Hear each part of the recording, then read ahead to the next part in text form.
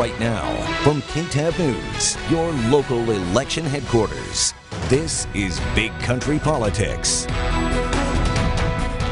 Well, thank you for being here. I'm Victor Sotelo. We start off with COVID-19 news and how it's affecting the city of Abilene and its operations. More than a dozen of city employees testing positive this past week and prompting the shuttering of the city's health department and the Mercy Health Clinic. The city manager himself is self-isolating because of exposure, and our Mercedes Hernandez has our exclusive reaction with the city.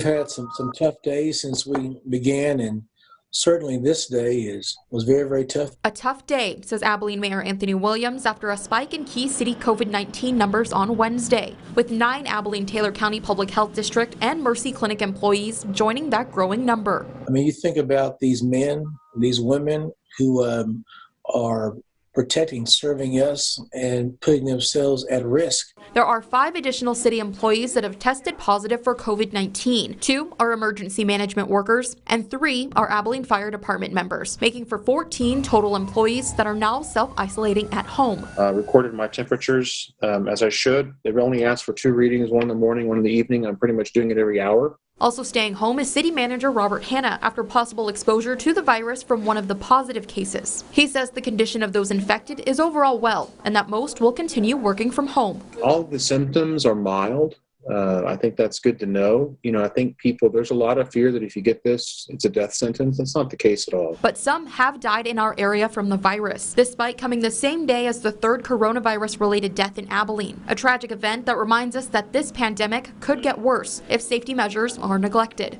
There have been conversations that 25 or 40,000 of our neighbors could be infected. But as we continue climbing the curve, city leaders continue sharing the importance of protecting yourself and your neighbors. If you're not comfortable going out in public, don't go out in public. Stay home. They also assure the public that during and after this pandemic, the city will still be here. We will go back to normal one day, and we'll get there because this is a great community.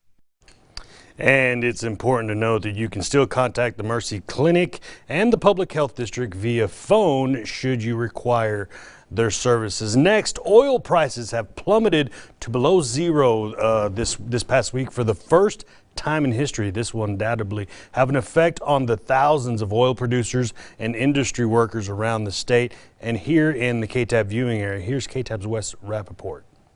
It's an historic day in the energy business. But not the kind of historic day Allan Frizzell hoped for. The Abilene oilman now faces the reality of the coronavirus crisis that's left cars in driveways and fewer planes flying with the fuel he provides. Significant job losses in the service industry, drilling contractors, well service contractors, all of support industries that support the production in this area, the operators like me in this area.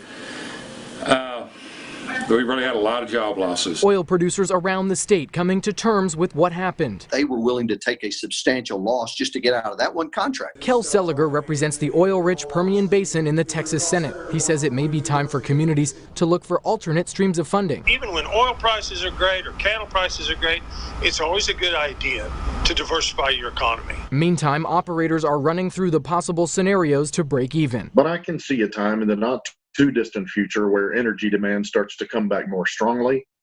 And at that time, production will be pretty sharply on the way down. So it's possible that we may see a growing demand scenario kind of intersect with a declining supply scenario and push prices upward pretty sharply. Well, that's the day I'm looking forward to, and I hope it's not that far off. And coming up a little bit later on in the show, we talk with Allan Frizzell more about the effects right here in Abilene, the oil prices we're talking about. Well, we're into nearly 2 months of COVID lockdown. Many parents are home and most kids are home, and there is no real solid information on when we'll be let loose. KTAB's Kevin Clack talks with a counselor offering some tips from how to pass the time at home with everyone together. Megan Wiley is an actual teacher, but now she finds herself teaching her own 5- and 14-year-old children from home. I'm not a kindergarten teacher, And so there's days that I feel like we fail, there's days that I feel like we do really well. But she describes herself as an inside person and says making the change was smooth. But for those not as introverted, Nancy Elliott, a certified counselor for over 25 years, says it's easy to feel overwhelmed. So your first step is to plan out your day. Much like people would do if they were working from home, I think having a routine is really important and having a schedule. Elliott says another important tip is to look at the bright side. I'll get to see what my child is learning in math, or I'll get to have a few days at home. Something Megan says she's taken advantage of. First, our youngest has a science lesson about flowers and the different parts of a plant. So we've kind of used that as a science lesson of planting flowers. And Elliott says keep track of your own personal alone time too. And I know that's hard to do with little kids, but keeping them on a schedule so you can have that alone time. But for Megan, she's finding the peaceful moments wherever she can. Instead of the hustle and bustle of like running to sports practices, we get to be outside and we get to run the sports practices. We get to watch the kids be kids. And so that's kind of keeping us sane, I think, in a shelter-in-place type of world. In Abilene, with coverage you can count on. Kevin Clack, KTAB News.